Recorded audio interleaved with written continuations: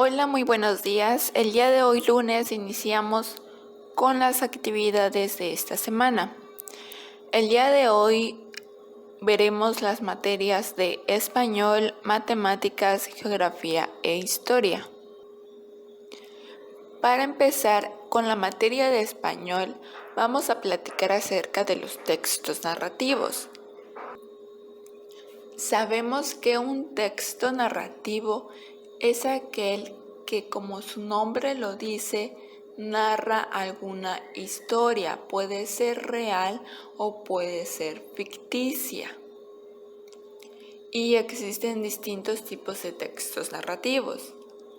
Entre ellos está la leyenda, la fábula y el cuento. Y hay infinidad de leyendas, fábulas y cuentos que hemos escuchado, que hemos leído o que nos han contado alguna vez. Por ejemplo, si hablamos de cuentos, tenemos los cuentos clásicos como es El gato con botas, La Cenicienta, La Bella Durmiente, Pulgarcito, Caperucita Roja, Los Tres Cochinitos, etc. También hay fábulas, las cuales narran historias ficticias, ya que la mayoría de los personajes en las fábulas son animales que hablan y que actúan como humanos. Pero las fábulas nos dan una enseñanza o moraleja que comúnmente se incluye al final del texto, ¿ok? Como lo es la fábula de la liebre y la tortuga o la gallina con los huevos de oro. Ahora bien, también tenemos las leyendas que nos narran hechos entre reales y ficticios, ya que son narraciones que se han estado dando o compartiendo de generación en generación desde hace muchos años. Por ejemplo, está la leyenda de El jinete sin cabeza, La Llorona, La Xtabay, entre otros. Muy bien. Ahora, la primera actividad de español consiste en enlistar en nuestra libreta al menos 5 ejemplos de narraciones que hayas leído, ya sean cuentos, ya sean leyendas o sean fábulas. Vas a enlistar mínimo 5, pueden ser más. Y de esas 5 que escribiste o más, vas a seleccionar a 3. ¿Ok? Solamente 3, puede ser un cuento, una fábula y una leyenda. Y con esos 3 textos completarás la tabla de la página 60, en la que nos indican los textos A, B y C, que son los 3 textos que elegiste. En cada uno de ellos vas a escribir el título del texto y el autor en caso de que no conozcas al autor de algún texto, puedes investigarlo. O bien, si algún texto no tiene autor, como lo son comúnmente las leyendas, que son narraciones que se cuentan de generación en generación, a esas les puedes poner como autor anónimo, porque no sabemos quién es el autor real de esa historia. Por otro lado, también tenemos que escribir a los personajes de cada historia. También el lugar donde se desarrollan la historia o donde ocurren los hechos, que puede ser un bosque, puede ser una casa, un parque, una selva u otro lugar. Y finalmente escribiremos la trama. La trama se refiere a de qué trata la historia. Si se trata, no sé, en el caso de Caperucita Roja, que se trata de una niña que le lleva comida a su abuelita y su abuelita es comida por un lobo. Lo mismo vas a hacer con las 3 narraciones o historias que hayas elegido. Ahora vamos a contestar las siguientes preguntas. ¿Qué pasaría si los personajes o los lugares donde ocurre la historia del texto A se trasladaran al lugar o los lugares donde se ocurre la historia del texto B? Por ejemplo, ¿qué pasaría si el texto A es Caperucita Roja y el texto B es El Rey de la Selva, por ejemplo? Entonces, ¿qué pasaría si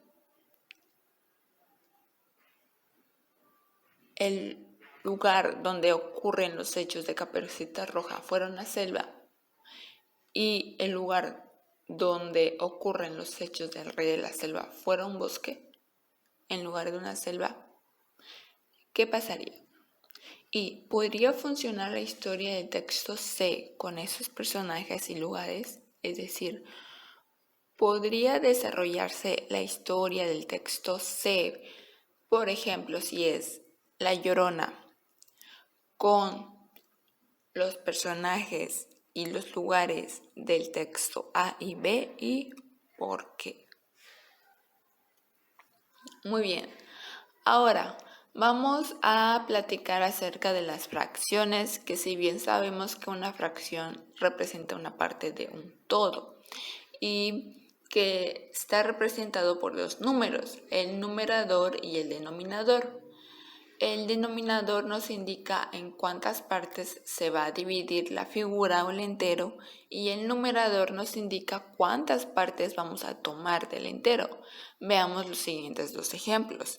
Si tenemos a un círculo que representa el entero y de ese círculo están divididos en 8 partes iguales, de las cuales están sombreadas 6, eso significa que la fracción que se representa en este círculo es 6 octavos o 6 partes de 8. Y en el segundo ejemplo que tenemos a un rectángulo. En este caso vemos que este rectángulo está dividido en 9 partes iguales, pero 5 partes están coloreadas. Esto significa que esta fracción o esta figura, más bien dicho, representa la fracción de 5 novenos. Muy bien, ahora es tu turno. Vas a tomar 3 hojas blancas, pueden ser hojas de reuso, y dividirlas o realizar los siguientes trazos. En la primera la vas a dividir a la mitad, la segunda en 4 partes y la tercera en 8 partes iguales. Después de que hayas hecho esto, vamos a responder.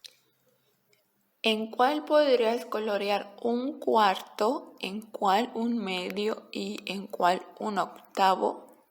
Vas a seleccionar la hoja, por ejemplo, en la que puedes colorear fácilmente un cuarto, y vas a hacerlo. Lo mismo en la de un medio y un octavo.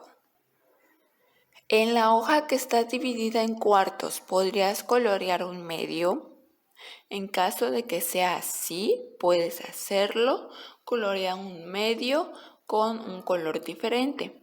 Y en la que está dividida en octavos, también podrías hacerlo, es decir, dividir la que está en octavos a la mitad o colorear un medio.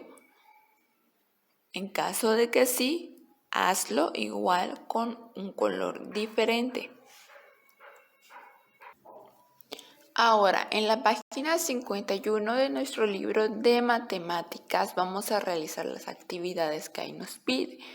En este caso vamos a escribir la fracción que representa en cada figura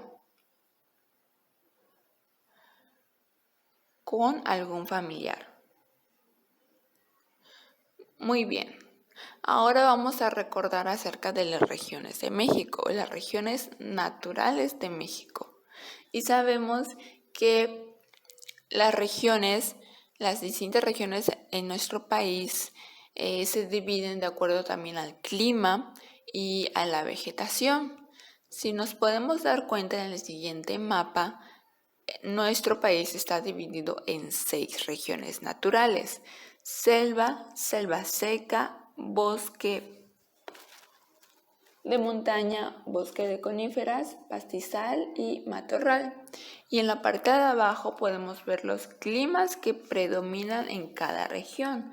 De esta manera, en la selva tenemos un clima cálido húmedo, en la selva seca tenemos un clima cálido semihúmedo, en el bosque de montaña tenemos un clima templado húmedo y el bosque de coníferas un clima templado semihúmedo.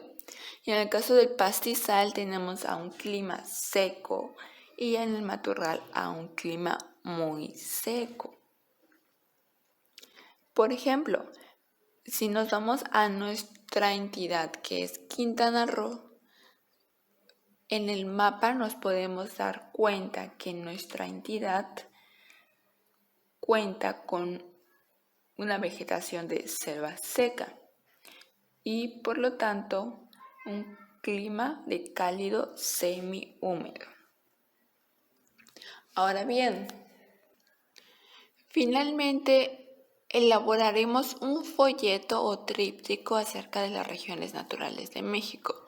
Recuerda incluir en la primera parte del tríptico el título y una imagen o dibujo, y en su interior información de las 6 regiones naturales de nuestro país, sobre el tipo de relieve, sobre el clima, la vegetación, la fauna y algún dato interesante de cada región, además de dibujos o ilustraciones como recortes o imágenes que hagan más llamativo tu folleto o tríptico. Ahora, en la página 69 de nuestro libro vamos a realizar lo siguiente. Junto con la página 68 vamos a leer la descripción de cada una de esas especies de animales, sobre en dónde se ubican, cómo es la región en la que habitan, para poder encerrar con colores según la región. Por ejemplo, vemos que la cotorra de frente amarilla es un ave de talla grande que alcanza los 38 centímetros y vive en las costas, desde Colima hasta Oaxaca y de Nuevo León a Tabasco. Lamentablemente, en muchas de estas regiones su poblado ha disminuido o desaparecido. Y aquí nos podemos ir a nuestro mapa de la página 33 en nuestro libro y vemos que el estado de Tabasco, Oaxaca, prevalecen regiones o vegetación de selva seca y por lo tanto un clima cálido semihúmedo. Por lo tanto, a la cotorra de frente amarilla podemos encerrarla fácilmente de un color gris, entre gris y azul bajo, que representa la selva seca. Después de haber hecho eso con todos los animales de la página 68, elaboraremos un modelo tridimensional de alguna región, la que tú quieras. Puede ser selva húmeda, selva seca, bosque de coníferas, bosque de niebla o de montaña, pastizal o matorral. Muy bien, ahora vamos a platicar acerca de los viajes de Cristóbal Colón. Cristóbal Colón fue un navegante que servía a la corte española y que realizó 4 viajes hacia América. El primer viaje fue el 12 de octubre de 1492. fue exactamente iniciado el 3 de agosto de 1492 para concluir finalmente el 12 de octubre, el cual, si bien recordaremos, es una fecha festiva, una fecha simbólica como el descubrimiento de América, así se le conoce.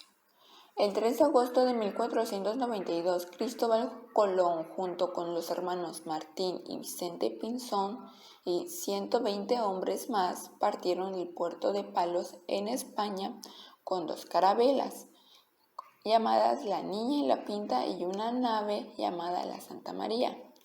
Navegaron hasta las Islas Canarias y de allí partieron al oeste. Y al ver pasar el tiempo sin tocar tierra, pues obviamente los tripulantes se desesperaron. Pero Cristóbal Colón los calmó prometiendo que si en 3 días no tocaban tierra, regresarían a España. El segundo viaje, el 25 de septiembre de 1493, con el apoyo de los Reyes Católicos, Cristóbal Colón decide emprender otra expedición, ya que estaba convencido de que aún le quedaba lo más importante por descubrir: los tesoros de los pueblos orientales. Colón partió de Cádiz el 25 de septiembre de 1493 al mando de 17 barcos y 1.200 hombres. 40 días más tarde descubrieron lo que son las Antillas, Cuba y Puerto Rico. En el tercer viaje, el 30 de mayo de 1498, debido al desprestigio en las Indias y a la difícil situación económica de la corona española, el tercer viaje resulta más complicado que el anterior. Incluso la falta de voluntarios para acompañar a Colón en su viaje hizo que la corona perdonara a los delincuentes que estuvieron dispuestos a embarcarse en ese viaje. El 30 de mayo de 1498 parte Cristóbal Colón de Sanlúcar de Barrameda con 6 naves, tomando el camino del sur, y el 31 de julio llegó a la isla de Trinidad. De allí pasó a las costas de Venezuela. Finalmente, el cuarto viaje lo realizó el 11 de mayo de 1502. En consideración a sus servicios, la corte española retiró los cargos a Colón y además recuperó el apoyo para una cuarta expedición. El 11 de mayo de 1502 parte junto con su hermano Bartolomé y su hijo Hernando Colón desde Cádiz con 4 naves y 150 hombres. El objetivo principal de estos viajes era tocar tierra firme y encontrar un paso hacia la zona de las especierías, la antesala y a la costa oriental del continente asiático. Es decir, Cristóbal Colón realmente quería llegar a la India. Sin embargo, él murió pensando que había descubierto la India, cuando en realidad lo que descubrió y el lugar al que llegó fue a América. Muy bien, en la siguiente actividad observaremos la imagen con la que se inicia el bloque 3, en páginas 76 y 77 de nuestro libro de historia, y con ello contestaremos las siguientes preguntas.